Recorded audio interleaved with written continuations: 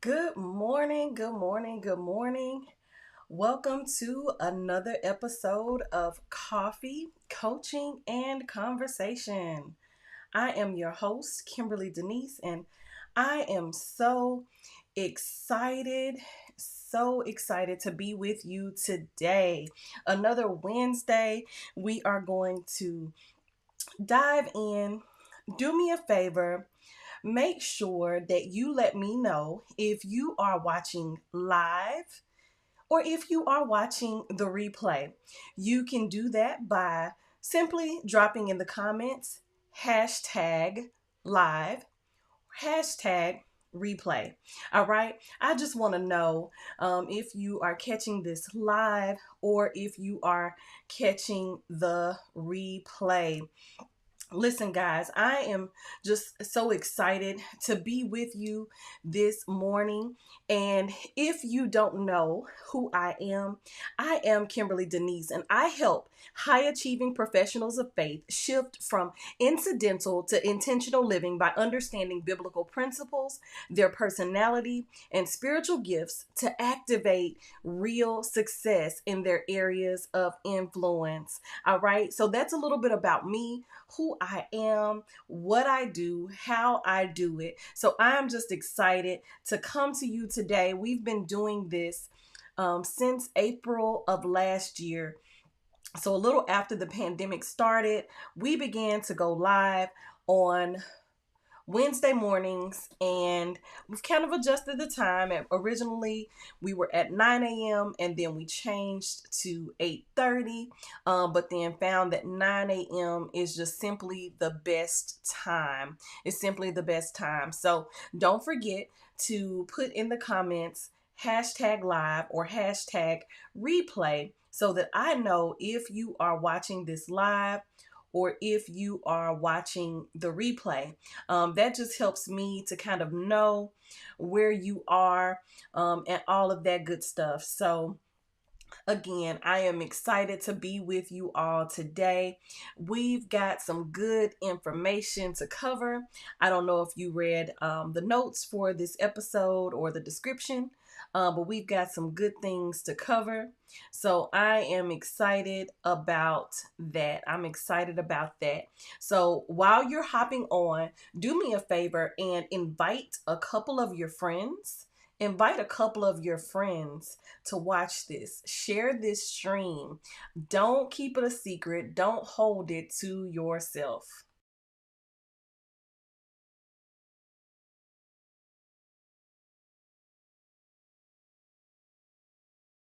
All right, while you are doing that, I'm just going to invite a few of my friends because I know that they need to see this. So I'm going to invite a few of my friends to watch this as well. So give me just a moment. This is not something I normally do, but I think it's necessary today because we're going to be talking about dealing with failure and setbacks. Dealing with failure and setbacks. So I just want to make sure that I'm not missing anyone that might be interested in this information. So I hope that you would do the same. I hope that you will do the same. All right. So while we've got that, make sure you are inviting your friends, put hashtag live, hashtag replay so that I know whether you're watching live or the replay. And let's go ahead and jump right in. So today we are talking about a 7-step process for dealing with failure and other setbacks. A 7-step process for dealing with failure and other setbacks. And you can accomplish anything if you are willing to fail along the way. And I know you're like, what? Willing to fail? Yes, failure is a consistent part of success. The most successful people fail far more often than the least successful people. So life is full of setbacks. The question is whether you allow failure and other setbacks to derail your efforts. Everyone can learn to be better with these common annoyances on the road to success. All right, so we are talking today about a 7-step process for dealing with failure and other setbacks. So I'm going to give you this process. Use this process to overcome failure. Use this process to overcome failure. All right, the first step is to maintain your composure. Nothing will derail your progress like becoming emotionally distraught or quitting altogether.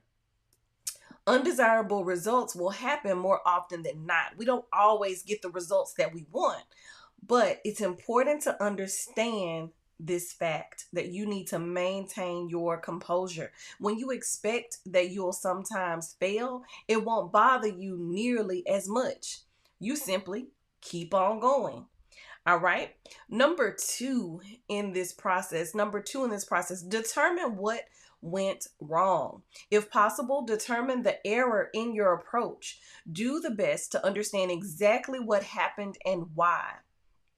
So if you don't understand an issue, if you don't understand the issue, you can't correct it. All right. So find out what went wrong. The third step, maybe you just need to try again. Maybe you just need to try again. Some things just naturally have high failure rates, like sales, right? For some products and services, you might face hundreds of failures between successes, but there's no reason to fret. Just try again and again and again. All right. Number 4, maybe you need to alter your approach. Maybe you need to alter your approach. It's important to keep improving your method. All right? Keep improving your method. No matter how great you are at something, it can always be better. So take a few minutes each day and adjust your approach. Number 5, look for alternatives. Look for alternatives. Maybe you need to try a completely new approach. There are often multiple ways around an obstacle. Maybe you can find a better alternative. For example, if you've been cold calling clients, right? Maybe it would be better to try cold emails or ask people you know for referrals or show up in person or attend virtual meetups. If it's safe and socially distanced, attend some meetups in person. You can send out postcards, mailers. That's an alternative. But if you If you have thoroughly investigated one method, try another. All right, try another. So, with that sales, that's just an example that I'm using today. Number 6, sharpen your axe. Sharpen your axe. Sometimes it's not about how hard you chop at the trees, it's about how sharp your axe is. So develop yourself every single day. Work on your general skills, and you'll find that you will see yourself improving over time. All right. And number 7, work on your coping skills. Figure out the best ways to handle the stress and other negative emotions that commonly accompany failure and setbacks. Make sure to keep your options healthy.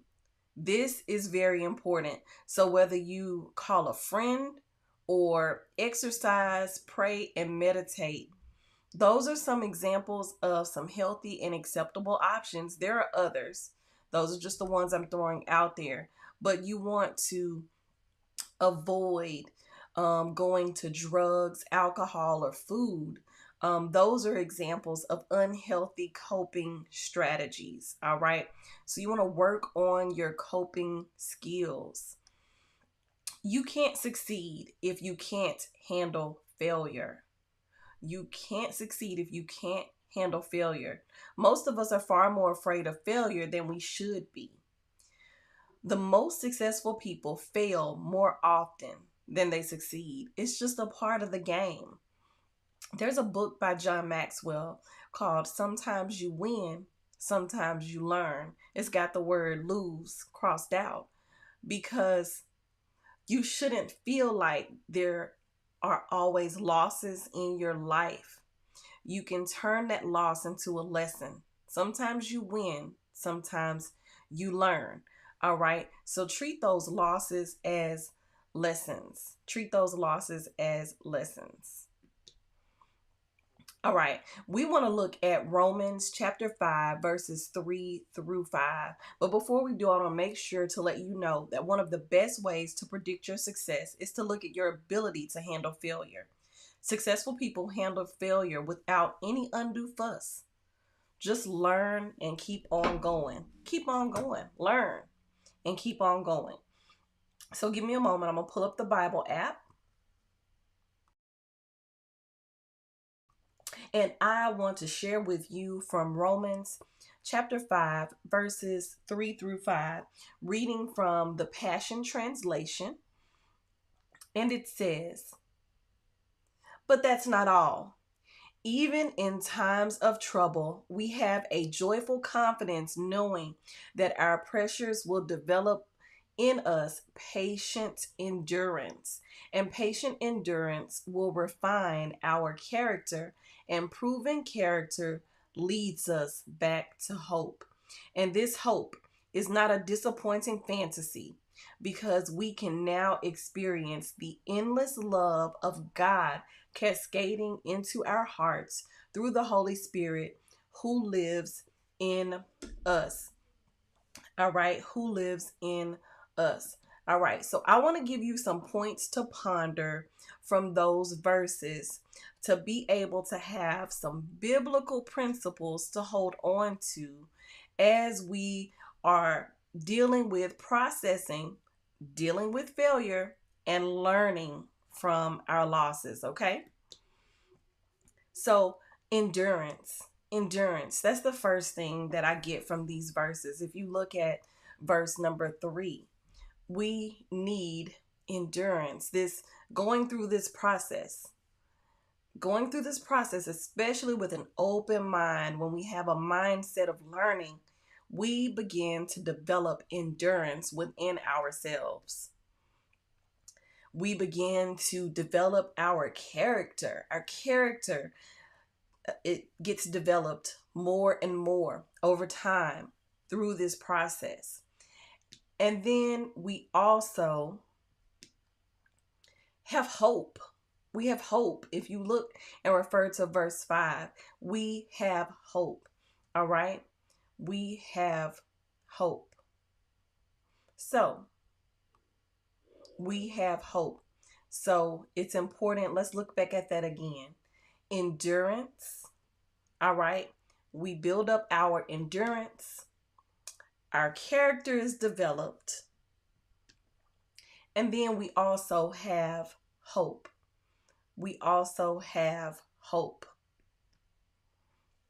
So let's decree and declare the word of God over our lives before we end this broadcast today. We want to decree and declare, and our declaration is going to come from Philippians chapter 4, verse 13. Philippians chapter 4, verse 13. And I'm going to read it from the Passion Translation. Give me a moment to pull that up. Philippians 4, 13. All right.